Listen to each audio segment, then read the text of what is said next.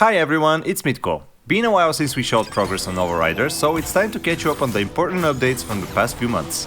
This video will flow a bit differently than the usual content, since our entire team, including myself, is focused on development at the moment, but there's a lot to talk about, so sit back, relax, or get excited, whichever you prefer, and let's get to it! After the last Devlog, we participated in the 2023 October edition of Steam Next Fest. It's an online festival hosted directly on Steam where demos of upcoming games are being showcased. It was exciting to see a version of the game finally in the hands of people and witness their first reaction to our creation. That excitement, however, quickly vaporized.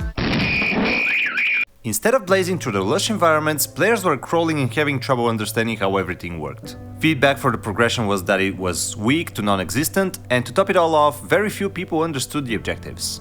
Now we have one simple rule in game development. If a player from your target audience sucks at your game, they got to get good. But if your entire audience sucks at your game got to get good. To be fair, it wasn't all that bad. Despite everything, people loved the hoverboarding feel and the concept. Some who could get through the high skill floor even got to appreciate its roguelike nature. This does look cool. I am interested. I enjoyed the game a lot. I'm gonna keep playing it. I'm interested to see where it goes, but I do think it needs a little bit more work. But in general, the game didn't leave players wanting more. And with that, it was settled. It was back to the drawing board for Overrider. Woo, exciting. So we reevaluated our approach and came up with an updated hierarchy of what's important. We based that off watching people play, direct player feedback, and analysis of successful games that we want to be more like.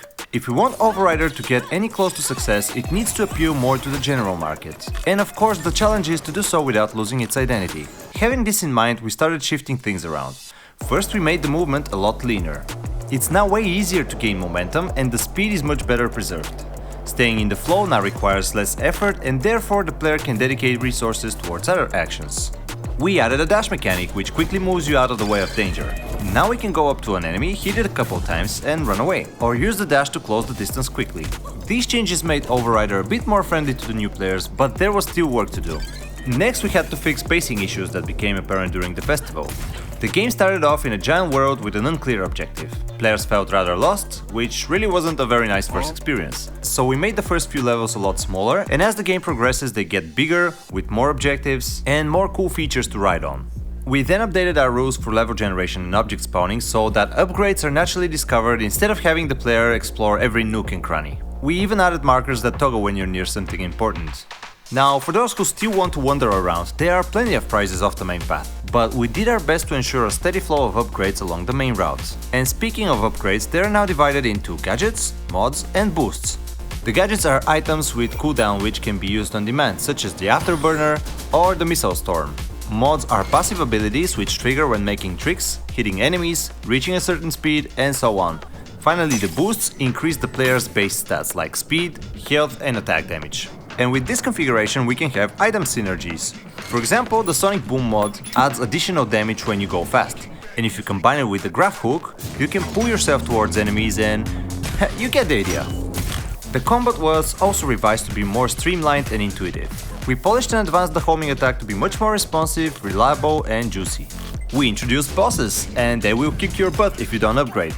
Their attacks, and as a matter of fact all enemies' attacks, are coded separately from the enemy behaviors. This allows Danny to build the robots like Lego. For example, this fella will shoot 3 projectiles at you periodically, but if we want to make an elite version of it, we can replace its attack prefab and voila! The Boombot will close the distance and detonate you in your face, killing itself.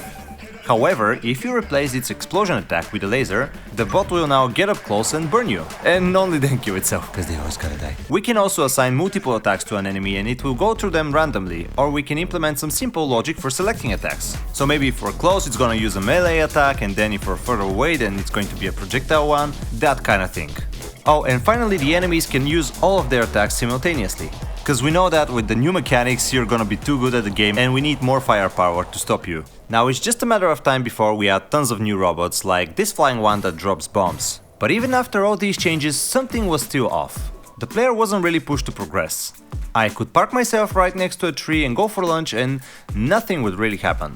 It didn't matter if I was slow or fast outside of combat and certain other objectives. And after some crying and blaming each other, we finally succumbed and made a full circle.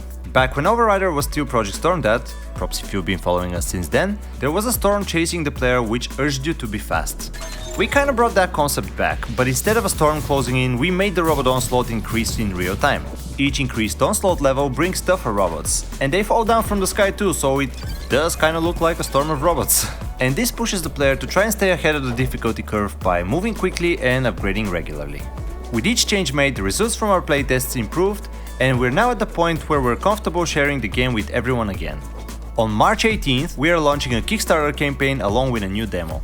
A successful funding will help us polish the experience and add more content, so if you like what Overrider is growing into, you can help us go that extra mile by pledging to our campaign. In return, we have some cool prizes like a hoodie, art book, figurine of Vira, and some digital perks like your own graffiti message in the game. Not to mention you'll get the game when it's ready. And honestly, even just clicking the notify me on launch button will go a long way in helping us with this journey, so go click the heck out of it! Or just once. Once is enough, yeah. Now, going back on track, there are a lot more changes, improvements and additions to the game, so let's go over a few of them quickly. To start off, we tweaked the graphics a little. Sergo spent some time stylizing and strategically reducing texture and model detail. Now, this sounds like we're making the graphics worse, but in reality, this makes the important objects stand out more and reduces visual clutter. It's not a super dramatic change, but it is noticeable if you've been looking at the game, and I hope you like how it looks now. And while we're still at the visuals topic, there are now environment particles when riding on different surfaces. So far we have dust and grass, but in future there will be water, mud and more. I'm not sure if we should keep them subtle or make them more visible and stylized, but it's going to stay like that until we have more time to dedicate to it. Meanwhile, I designed a new heads-up display, which I think contributes to a more polished look. It's nothing special, but that's what my programmer design capabilities are. Oh, and there are now 5 mod slots instead of 3, but you have to unlock them through permanent progression. And what does this part do? Well, that's my cue to mention one big addition we've made. Making tricks, killing enemies and grinding rails will earn you points. And the more points you have, the more points you'll earn. If you break your combo, the earned points will be added to this bar. And what happens when the bar fills? You can use this. Now I know it's very rough right now and we'll work to improve it in future, so if you have any ideas on how to make it look more impactful, I'm all ears. Now there are a lot more things that we've changed and added, like this intro animation that we're working on. It's going to introduce you to the main character and the game plot, as well as a new and more streamlined travel system, but I'd like to leave those for you guys to find out when the demo and Kickstarter campaign go live. There will be one last playtest before that, which we'll announce on Discord, so if you haven't yet, come join us! Until then, we'd love to hear your thoughts. Do you like the changes we've made? Drop us your feedback below the video. We read and consider every single comment, and frankly this is the #1 reason we've managed to get so far. From figuring out the main objectives, through the game loop, level design and even coming up with an ergonomic control system for both controller and keyboard, don't even get me started on that, there wasn't really one aspect that didn't require going back and forth. Like a lot.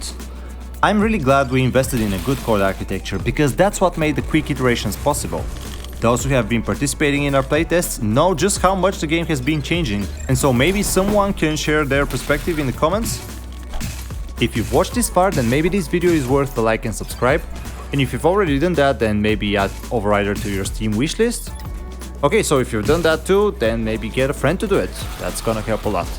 As always, thank you so much for watching and your undivided attention, and I'll see you next time.